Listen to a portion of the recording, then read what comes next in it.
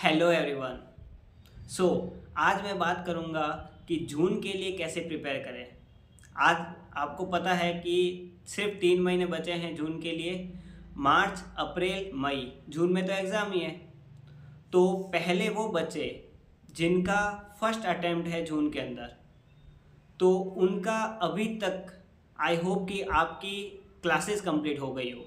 यदि आपकी classes complete नहीं हुई है तो जल्दी से जल्दी सबसे पहले आप अपनी क्लासेस, आप अपना सिलेबस कंप्लीट करो। उसके बाद में आपको लेना है रिवीजन।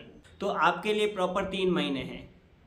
अभी से आप फटाफट क्लासेस, यदि कंप्लीट नहीं हुई तो क्लासेस कंप्लीट करके फटाफट आप अपने रिवीजन की तरफ बढ़ो।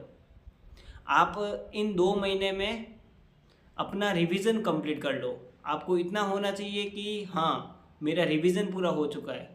2 महीने आपको रिवीजन के लिए लगेंगे।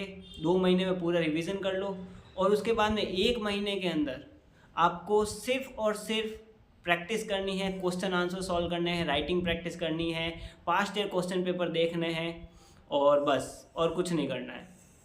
लेकिन अब वो बच्चे जिनका अभी अभी एग्जामिनेशन कंप्लीट हुआ है, वो सेकंड ग्रुप के लिए तैयार कर रहे हैं या फर्स्ट ग्रुप के लिए तैयार कर रहे हैं और उनके पास में सिर्फ 3 महीने बचे हैं जून के लिए। अभी अभी फेब में रिजल्ट आया था और अब जून के लिए सिर्फ 3 महीने बचे।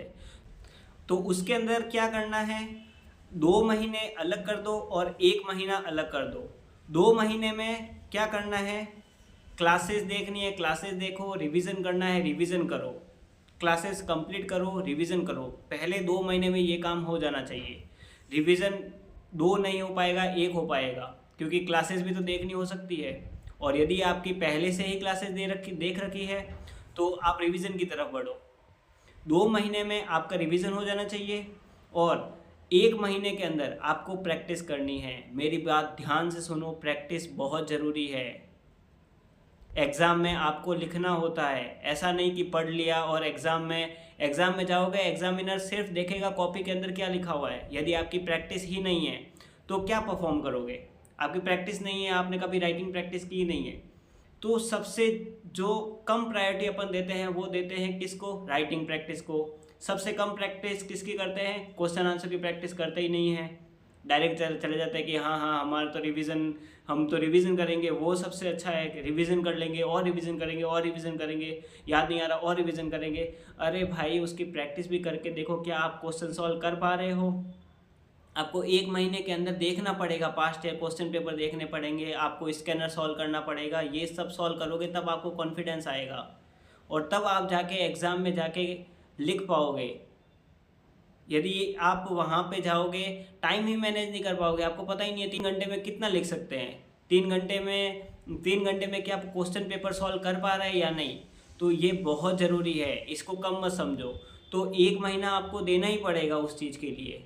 तो 2 महीने ही आपके पास में कुल मिला के पढ़ाई करने के लिए और 1 महीना आपको टोटली आप अपने उस प्रैक्टिस को दो। राइटिंग प्रैक्टिस या क्वेश्चन सॉल्विंग, स्कैनर परचेज करो, स्कैनर सॉल्विंग, सारे क्वेश्चन। पहले क्या था, पहले न्यू सिलेबस था, लेकिन अब उसके भी 2-3 अटेम्प्ट हो चुके हैं। तो आप आराम से ही पास्ट ईयर क्वेश्चन पेपर को रियलाइज़ कर सकते हो, पास्ट ईयर क्वेश्चन को पेपर को देख सकते हो कि क्या मैं लिख पा रहा हूँ, क्या मैं परफॉर्म कर पा रहा हूँ, क्या मुझे ये पेपर समझ में आ रहा है या नहीं।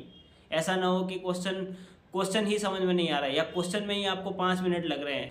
भाई, यदि 5 मिनट, वहाँ पे 5 मिनट में तो आपका आंसर लिखा जाना चाहिए, इतना टाइम नहीं मिलेगा। तो इस चीज़ पे भी पूरा ध्यान देना है।